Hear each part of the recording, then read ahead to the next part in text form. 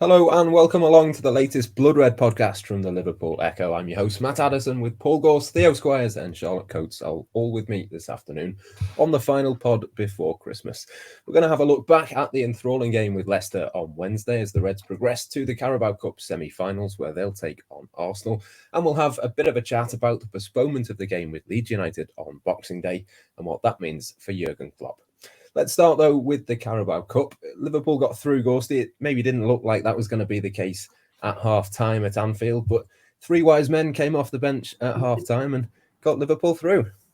Yeah. It's at half-time, I was thinking Liverpool are 3-1 down here at Leicester, and I'm thinking we're going to see how much Klopp really wants to stay in this cup at half-time. Does he bring on Keita and Jota, or does he just kind of accept it and think, well, I could do without headache of the fixture pile-up and see if the lads who were out there could get back into it? And I think when he did make the change at half-time, it was a bit of a statement that he wasn't just willing to bow out quietly and accept his fate. And to be fair to the substitutes, they all contributed, didn't they? I thought Konate was superb at the back, stopping Leicester's counter-attacks that were, cutting through Liverpool so easily in the first half with young Billy Cometio alongside a rusty Joe Gomez.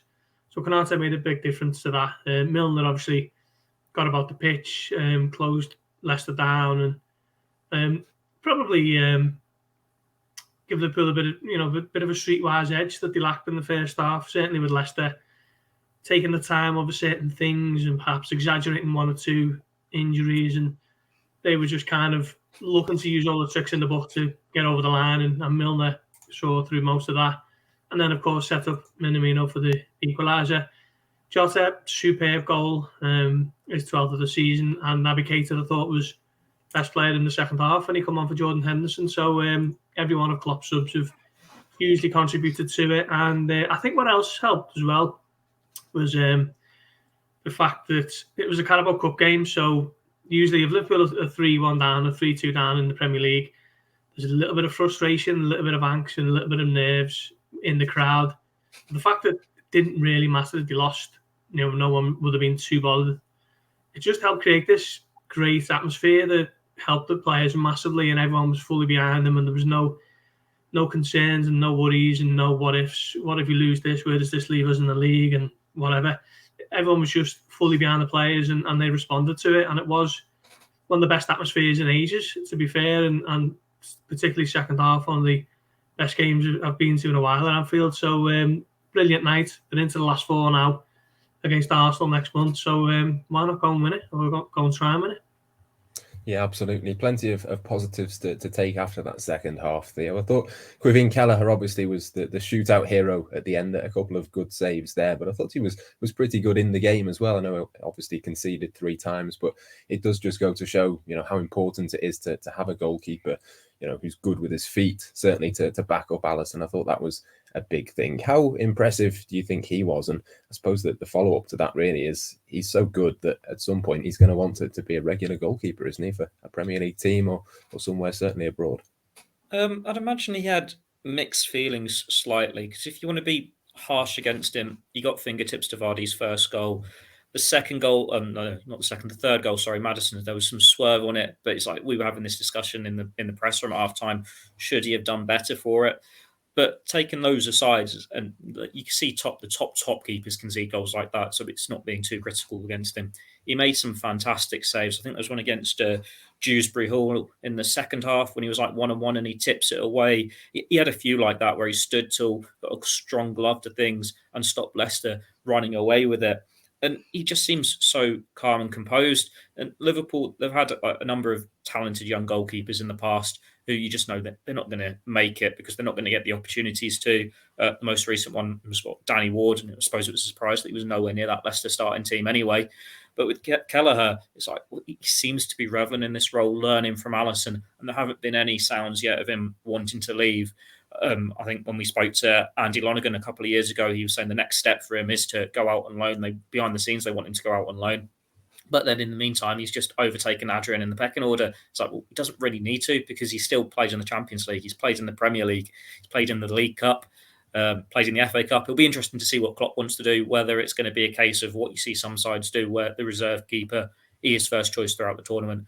We could be talking in 6 weeks' time or a month's time. Kelleher's got a trip to Wembley to look forward to, so it's not going to be a case of him looking to get away in January or anything like that. But he's such a good number 2, and he's Liverpool, especially when they brought in Taffarel. You could tell they want to have these talented young goalkeepers coming through and to have this door open, because while they've got this impossible job of replacing Alisson or trying to get past Alisson in the pecking order, Liverpool don't want to be spending 65 million on the next goalkeeper. They want to produce one of their own.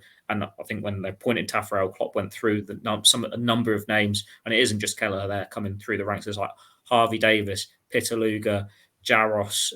I'm sure I'm missing a few here. There's a few that are standing out, and it is just about who's in the right place at the right time. It would have been easy for Kelleher to maybe let his head drop a little bit, go, I'm not going to be first choice in this team. I've got Alisson ahead of me.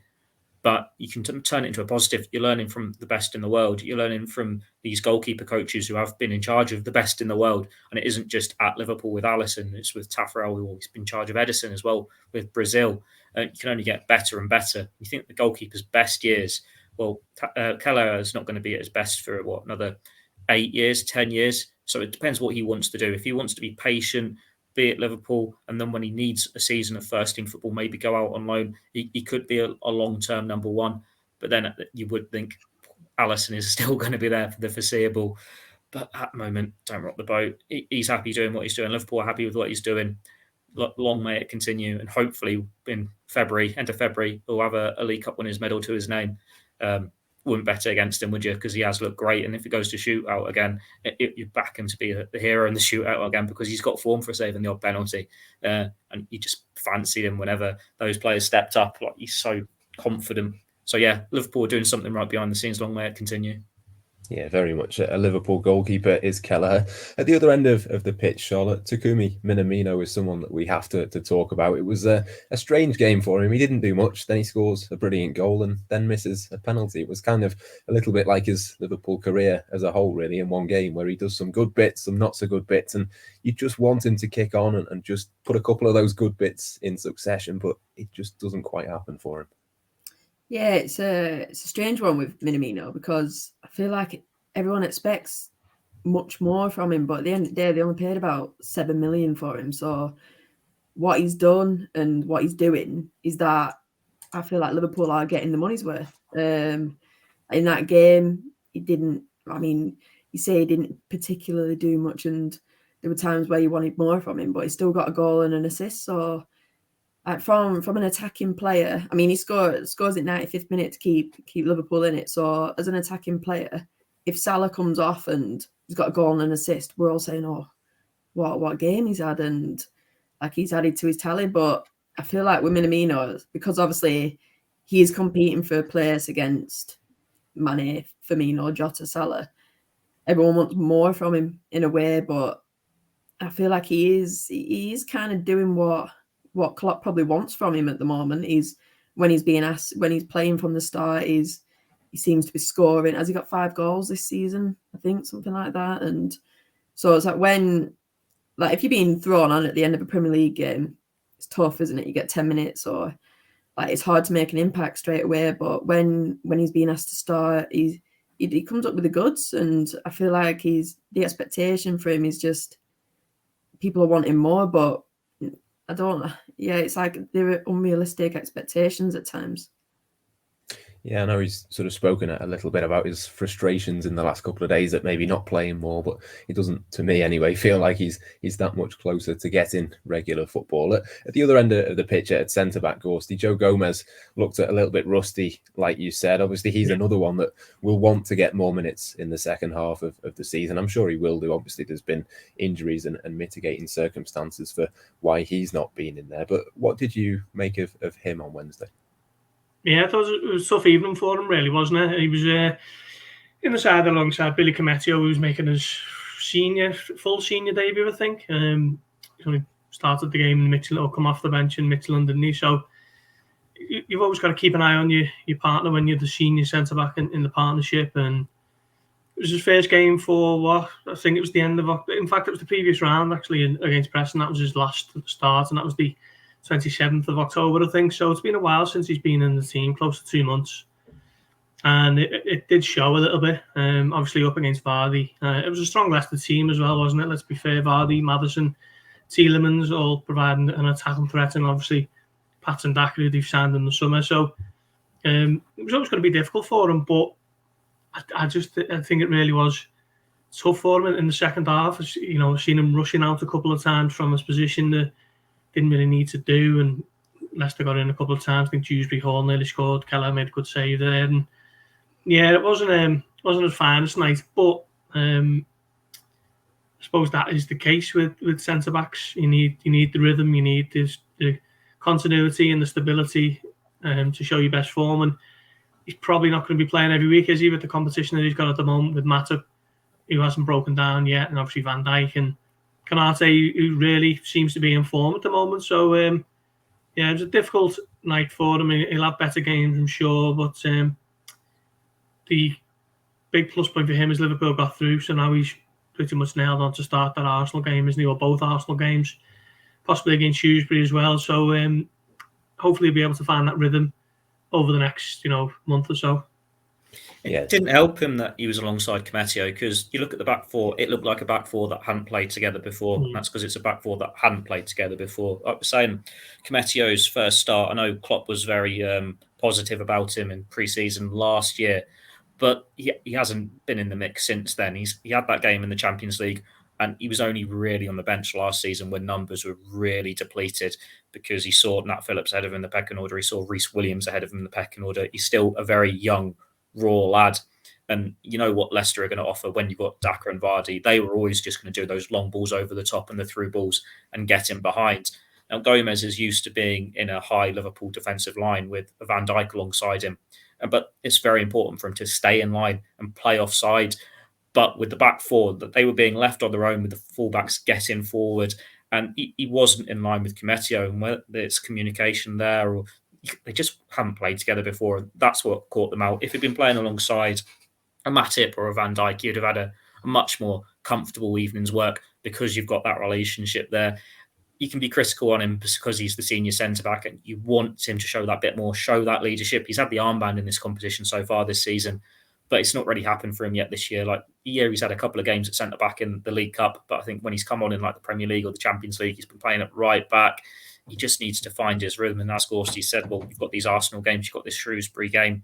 Hopefully that is the opportunity for him to find some rhythm. It's been unfortunate for him, because in the past we've always said it about whoever's been Van Dijk's centre-back partner. They get the shirt because the other two are injured, and then they don't let it go until they get injured themselves. And now he's not getting that opening. And while Matip and Van Dijk have been able to play their way back into form after their own injuries, he's not had that opportunity. But there was the Christmas videos, wasn't there, with the first team squad when they were having the virtual calls with all the kids at Old A. And when you got Van Dijk saying, these two are my replacements, and Konate and Gomez, that's a big call of faith. Just because he's not playing games, as long as he's patient, Liverpool should be right to keep a lot of faith in Joe Gomez, because he is an exceptional player. He just needs a bit of luck. Half of his Liverpool career, he's been very unlucky. The other half, he's won trophies. We know his talent. When he gets that run of games, you're sure he can prove himself again. But there is that bit more frustration for him when is that opportunity going to come? Because 3 games in domestic cups isn't the same as in the past, where he's had that run in the first team in the Premier League because Matip or Lovren have got injured. And of course, Charlotte, he's still only 24 as well. I think we do forget that sometimes because he's been here so long. He's still got a long way to go. And like Theo says, the next question I was going to ask you really was about that future of him and Konate together. That's got to be the plan, hasn't it, for Liverpool? Just because he's not playing now doesn't mean that, in 2 or 3 seasons' time, that will still be the case. Oh, yeah, definitely. I think it is easy to forget how young he is, because he's been at the club since, was he 17? And he basically came straight into the side at left back.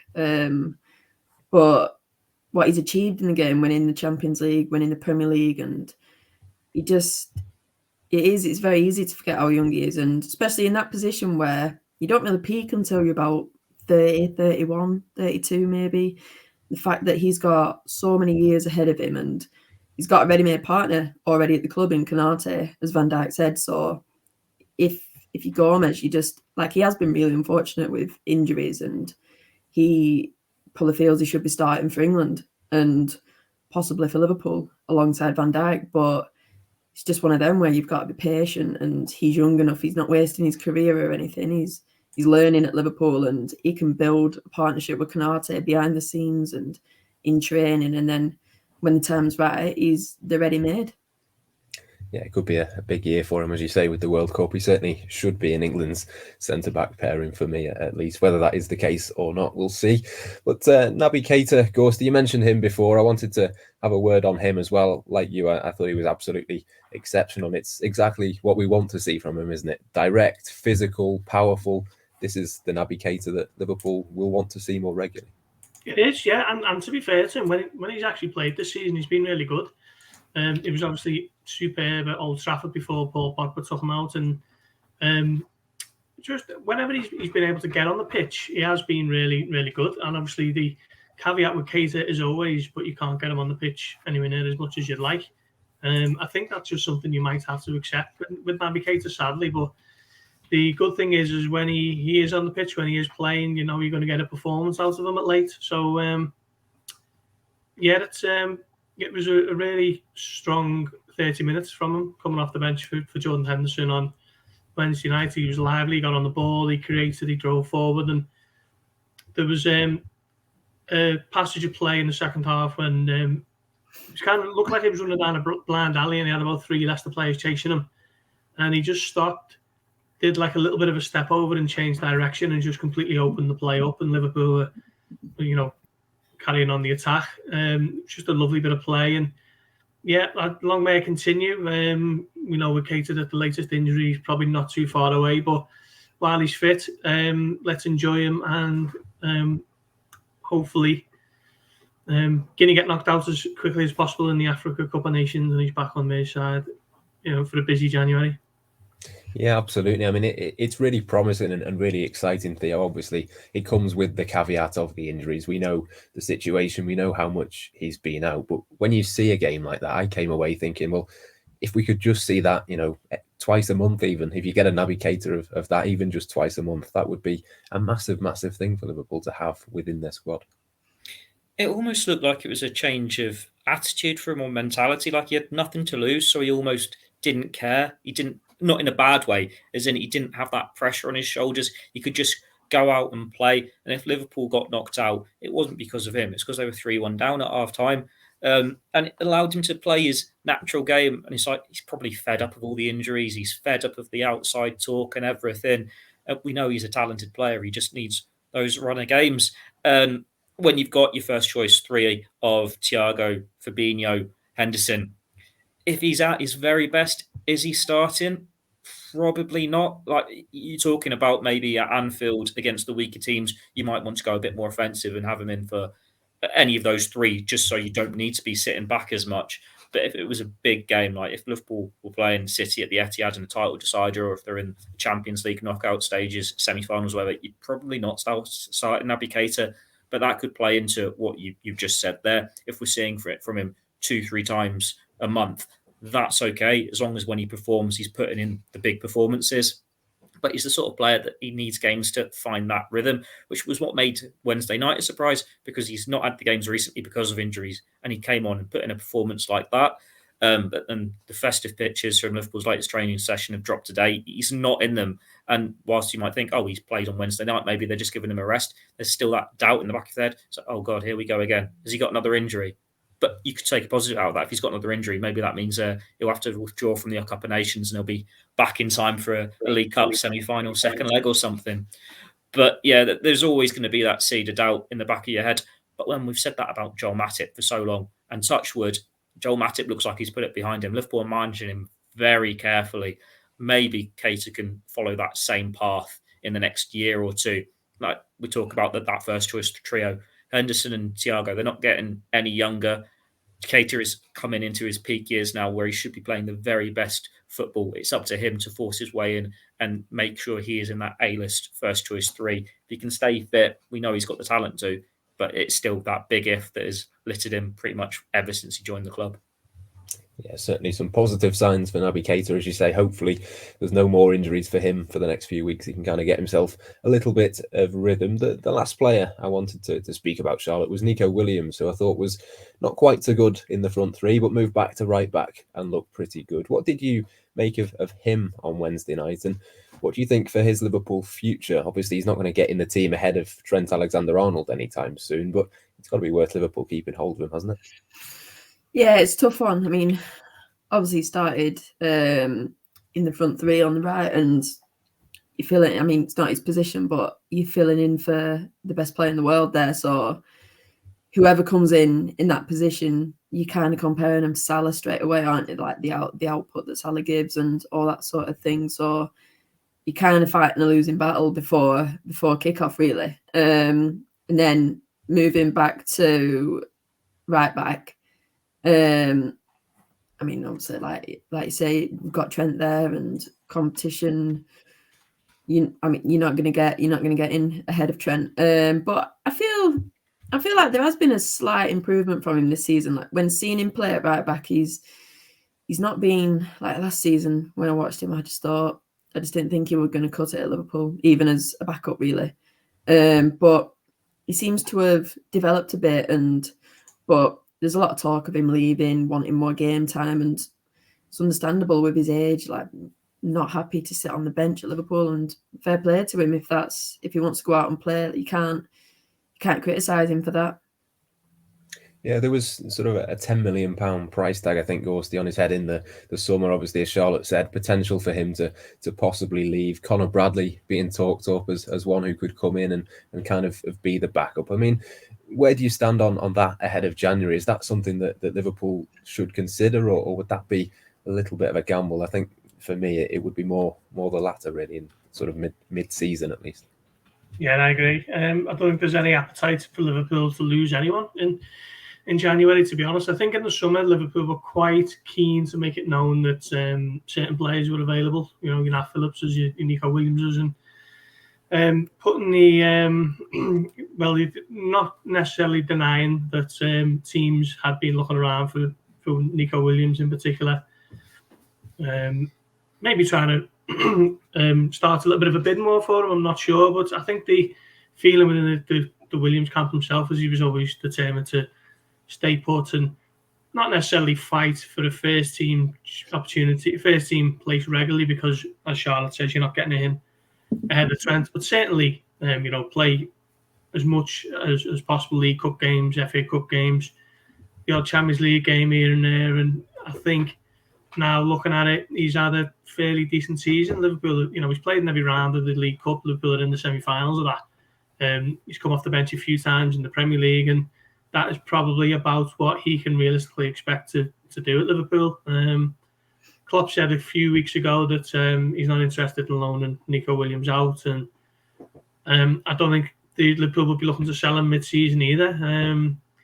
Maybe the financial aspect might entice them if they offered 15-20 million from a Newcastle, for example, off the top of my head. But I just think Liverpool might prefer to see all hands on deck for the rest of the season with the squad that they've got, aside from possibly Nat Phillips, who will be free to leave if a good offer comes in.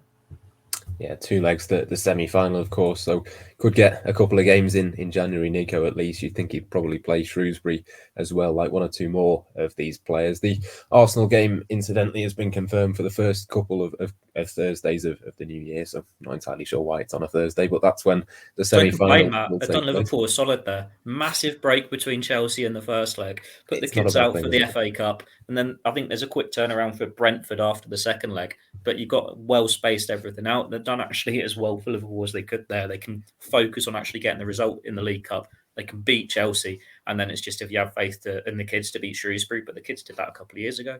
Liverpool can't complain about that. I think that's it, isn't it? I mean, in terms of the Shrewsbury game being in between the two Arsenal games, how much do you think that might influence the kind of team selection for these Arsenal games? It kind of says to me that we might be a little bit more, or might be seeing a little bit more of a strong team in the League Cup than maybe possibly first thought. Well, you'll have Andy Robertson back for that first leg, won't you? So you'd imagine that there are going to be a fair few senior players in it. Like, he's got to start that Arsenal game, and then you have Tsimikas for Shrewsbury, and then you have Robertson for the second leg. And then it's just whether you can do a merger between the two. It's going to be, imagine, stronger than the team that started against Leicester. And then that's the sort of side that you put against Shrewsbury. But the fact that they have got that extra day's rest after Chelsea, that is a lesson for them. Like, they can go full as strong as they want against Chelsea, hopefully knock them out of the Premier League title race, keep the distance with Man City in the process, and then go, you know what, we can actually go for this trophy as well. Like, Chelsea have got their semi-final on the Wednesday, so they've not got as kind of turnaround as Liverpool have been given here. And then it's just what you do for the FA Cup. That is the one you're going to have your lesser players in. You're going to have to play more of the kids. But then if you're saying at this stage, do you want to have a little bit of a cup run and maybe reach the fourth or fifth round and go stronger in that when you're in a League Cup semi-final? You focus on the semi-final. Like, Liverpool could very easily be having this trip to Wembley to look forward to in a few weeks' time. The big concern is that Premier League game against, I think, Brentford, which they've pushed back 24 hours at the end of it because of the turnaround there. But then the way you're looking at it, well, you have the players back from COVID. Fingers crossed, and there's not any further outbreak. Like, we've seen the three lads in training today. Thiago's not there yet, but then you're giving him games to get a bit of fitness back as well. And then they're ready to go for these two Premier League games. I think you have, if you get through against Shrewsbury, the FA Cup fourth round is at the start of February, and there's like a weekend off for the winter break there. So, considering Jurgen Klopp has been moaning about the fixture list and the pressures on his players, quite rightly, it's working out quite nicely for him, as long as they don't throw the rearranged Leeds game into the mix of this and go, oh, you've got a free day there, you play Leeds there. If they leave it as it is and keep Leeds for later in the season, Liverpool can manage this quite well, providing they don't get any further injuries and they're not stung too much by the fact that they're losing the three African lads to the Cup of Nations. But they've got enough buddies there to manage this. I think that given that extra 24 hours rest between the games is going to be vital for them, because it's not what they've been having anyway, has it? You think the Premier League, Champions League turnaround, this is all pretty much on level, bit kinder than what they've been given there. They should have enough to get through. Yeah, certainly no bad thing. And I don't think Gorsty as well, in terms of the Boxing Day game, obviously Leeds now postponed. I don't think that's a bad thing either. We know Jurgen Klopp has been banging on about it for years now. It is absolutely crazy that teams play Boxing Day and then 24 or 48 hours later, I should say 24 would be even worse, but even 48 hours is still, a crazy turnaround. It strikes me that the fact that Liverpool don't play Boxing Day actually is going to help them for that Leicester game absolutely massively.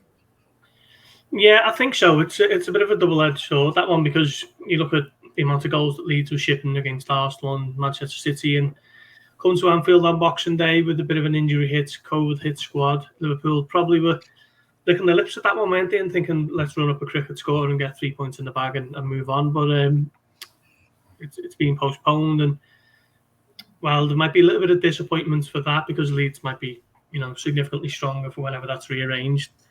Liverpool do get best part of 6 days, is it, for a good rest for the Leicester rerun. And as Theo mentions there, we have seen pictures of Van Dijk back in training today, Curtis Jones and Fabinho. No Thiago yet, because he tested positive 3 days or so later after them. So this game might come too quickly for him, but you'd imagine those three are back in contention, which just boosts Liverpool immensely, really. When you think Van Dijk is probably going to start, Fabinho will start, and Curtis Jones might even start, given the amount of games that all the rest of the midfielders have played lately. Certainly would expect Tyler Morton to drop out of the team against Leicester. So yeah, the postponement has helped in a way, but I think Liverpool would have been a little bit disappointed that they might have thought that Leeds were there for the taking. But that's not the end of the world. I think Leeds coming to Anfield any time of the season, Liverpool will fancy the chances in that one. And I just don't get why. Two things really. I don't get why Klopp gets so much stick for speaking out against the fixture scheduling. He's not the only one who does it. Seen quotes from Dean Smith today calling it lunacy to play on the 26th and the 28th. But for some reason, Klopp's words always seem to cut through more with supporters of rival clubs, and he always kind of gets a bit blasted for speaking out against the, time-honoured tradition of festive football. But with 6 days between Leeds and Chelsea, I don't get why that Leicester game wasn't on the 29th to give it 3 days either side. Why was it 2 days after Leeds and 4 days before Chelsea? The Premier League kind of justify it by saying that there's not less than 48 hours between Leeds and Leicester because one's a 12:30 kick-off and the other's an 8:15 kick-off or whatever it was. But, with sports science, what it is now and what we know about it, what managers know about it, obviously more acutely than we do, just seems very dangerous to be playing at such an intense level that quickly. But Liverpool don't have to worry about it, I suppose. They just got to focus on Leicester now on the 28th and then on they go. Just to finish then, Charlotte, the only sort of bad thing that comes out of this in terms of the fixture being postponed is that Andy Robertson can't play against Chelsea. But I suppose Kostas Tsimikas is there, so it's maybe not that much of an issue, certainly less of an issue than it would have been in previous seasons. Yeah, a couple of seasons ago when Tsimikas wasn't at the club, you'd be thinking, what a disaster. You'd have been thinking James Milner filling in at left back against some speedy winger who Chelsea have. But I mean, Tsimikas has shown that he can fill in, no problem. So I mean, it's a blow. Robertson is best in the Premier League at what he does, but Tsimikas is more than capable of filling in for that game. Yeah, absolutely. Well, that just about brings us to the end of the podcast. I think my thanks go to Paul Gorst, to Theo Squires, and to Charlotte Coates for joining me, and for you, of course, at home for watching and listening to. On behalf of the entire Liverpool Echo, Blood Red, and Liverpool.com team, have a very good Christmas if you're celebrating it this weekend. And we'll have plenty more Reds content coming your way very soon indeed. This show will be back on Monday with a preview of the Leicester City game. But until then, it's goodbye for now.